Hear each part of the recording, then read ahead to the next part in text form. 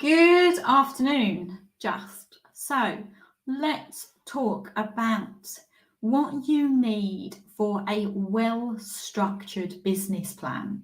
Now, business plan is a really, really important part of any of your business planning process. And the one key tip that I really want to stress here is, in my view, you should have two entirely separate plans that relate to the business planning side and your marketing side. Now, sometimes when I have read through in terms of information in relation to these things, often within a business plan, it combines certain marketing strategies. I personally would advise against that, and they should be completely independent. You would cross-reference between the two documents 100%. But it is really important that the business planning side is entirely separate to the marketing strategy component, right? So now I see time and time again in relation to businesses where they might prepare a business plan at the very beginning when they start their business, or they might do one every 5 years, but it gets shut away in a cupboard and is not referred to ever again. A true business plan, or what I call a business growth plan, is something that is a working document and is a working document on a consistent basis. It should be updated on a regular basis, and you should be checking against it to see whether you are actually on point or whether certain things have changed. So I wanted to just give you a very, very basic outline in terms of what I incorporate within the structure of a business growth plan. So the first thing is there should be a business overview. The business overview, now this actually is literally as it says on the tin. It's things like your business name, any trading name, the type of format of your business. So are you a limited company? The location, the contact details, the basic services that are offered. For example, for me, I offer the Business Fixer Online, which is shortly going to be renamed to the Business Performance Accelerator, one-to-one coaching, corporate training, things like the core values of the business, your message, which obviously are pulled from your marketing plan, and any tagline. The next section is in relation to your objectives and goals. So this is a really, really important part, because you need to be setting your overriding goals, and then you need to set out what your short-term goals are, what your mid-term goals are, and what your long-term goals are, right? You will then, at some point, you'll need to make sure that you will then reverse engineer as to how you're going to achieve those goals. And I will get to that bit shortly. Then you'll set out what your services that you offer in greater detail. And you need to really make sure that this is crystal clear. Then you'll set out your fees. So, for example, I offer monthly retainers, but I also offer in terms of for various other parts where people can pay up front for my online program, and that is all literally set out. Then you need to make sure you've got your financial summary. So this is where you look at your projected turnover, what is your break-even point in the business, and what is your projected profit. And then what you've got to do, this is where the reverse engineering component is really, really crucial. So if you've set a particular financial goal of turnover and profit, what you need to then do is work out how you're actually going to achieve that. So for example, this is where you're going to be looking at the services you offer and the pricing. So for example, I do one-to-one consultancy, I have the Business Fixer Mastermind, and I have the online program. Now, I've actually need to adjust my business plan, because I'm now working in a slightly different way, where I'm doing less one-to-one work and I'm pushing more towards the online group program. So therefore, in terms of how many clients I need in relation to my one-to-one coaching compared to the online program. And I say to myself, for argument's sake, I want 5 people a month in relation to my online program, and I want 5 people a month at a certain rate on my one-to-one coaching. That then helps me work out exactly how I'm going to achieve the goals that I have set for my business, right? In your marketing plan, you will then utilize this information to be able to then say, right, to get to these amount of sales, this is how many leads I need to be able to generate. This is where knowing your numbers in relation to your conversion rates is really, really important, because you might have say, for example, 10 leads, but you might only convert, say, 3 of them into actual sales. And you need to be aware of that to know how many leads you need to generate to get that many sales, right? So then going back to the next part of the business plan, this is where you need to be looking at things like your risk management. So this is, for example, have you done a SWOT analysis? And you might turn around, and some people don't even know what a SWOT analysis is. This is where you basically create a matrix of the business strengths, the business weaknesses, the opportunities, and the threats that could potentially impact your business.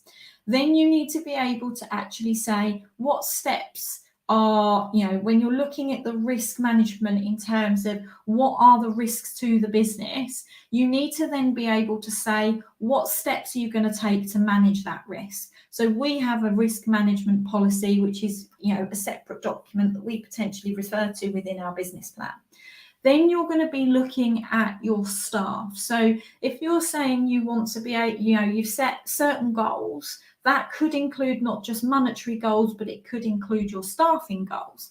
So therefore you need to say, okay, what staff do I actually need to be able to, 1, generate those financial goals, and 2, what do I actually want to have in my business? So at the moment, it's effectively just me, but I do want to be able to have something like a virtual assistant, a marketing manager, and I also want to have other business coaches who are also business fixers, and it's not just me. But then you've got to then look at, okay, you create your staffing structure, and I would say as an appendix, you would actually have a diagram of what you envisage. Then you need to have a recruitment strategy as to how you're actually going to achieve those staff and what your process ultimately is. You then need to be thinking about what the training and personal development strategy is, so for you and your additional staff. So these are all important parts, because you want to make sure that all of your members of your team actually have the knowledge and the experience to be able to deliver at the appropriate level. You also then need to be looking at the technology and software strategy. So what do you actually need to be able to deliver the services that you have set out above? You also need to have a section where you are testing and measuring what is working and what's not. So for example, profit and loss analysis, that should be within your account software like Xero. Your marketing analysis, which you would refer to in more detail within the test and measure section of your marketing plan. You'd also be looking at things like client satisfaction surveys to be able to get an indication from your clients as to how they feel that you are actually delivering those services, right? And that will then lead to you also getting written and video testimonials that then build your credibility to get new clients on board.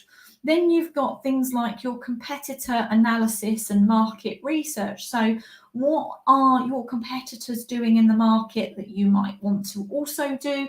Or what are they doing that's not working or you don't like that you want to avoid?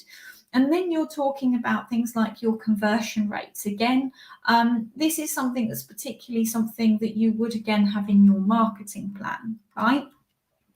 Now, there are also, I think, other aspects that you might want to include within your business plan to ensure that this is, like I say, it is a working document. So these are things, for example, could be, and I would always say you need to make sure you include this. So profit and loss forecasts, cash flow forecasts. Look at in terms of not just with your goals in terms of financials and staffing, but also look at when you may want to change certain aspects. So, for example, when you've talked about your technology strategy, you might want to then say, well, we need to have a client relationship management software, and that is something that you're going to factor in. Also factor in terms of things like, I would potentially even add in your customer journey. So what is it, the journey that from the point in which they hear about you right the way through, what is that journey that you take them through, which is your deliverables?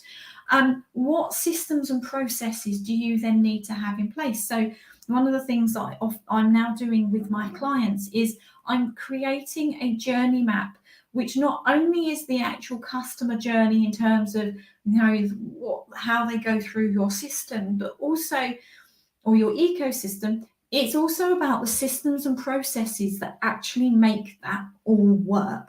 And have you outlined that? And have you, in terms of, for example, I'm working with a law firm at the moment, and it's looking at in terms of timeframes, in terms of how quickly do you, when they've made an inquiry with you, how quickly do you then touch base with them? Then it's a case of looking at the timeframes of once they have confirmed and they've, how are you checking that they're paying you? What is it in terms of the timeframes it's going to take you to do the act, to actually do the deliverable? What is your sales process? All of these things. Now, I'm not saying within the business plan you set out all of these processes in detail, because you potentially would have that as separate. But what you should do is say, that you have a set process to do X, Y, and Z.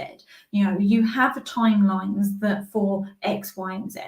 So I've given you a huge amount of information in today's live, way more than what I normally do. But the business plan or business growth plan is a really, really important document. And I really hope that the information I've given you has given you some real food for thought in terms of the template. Now, if you would like help in creating your business plan, then make sure that you put in the comments plan, or send me a DM, and we can have a strategy session.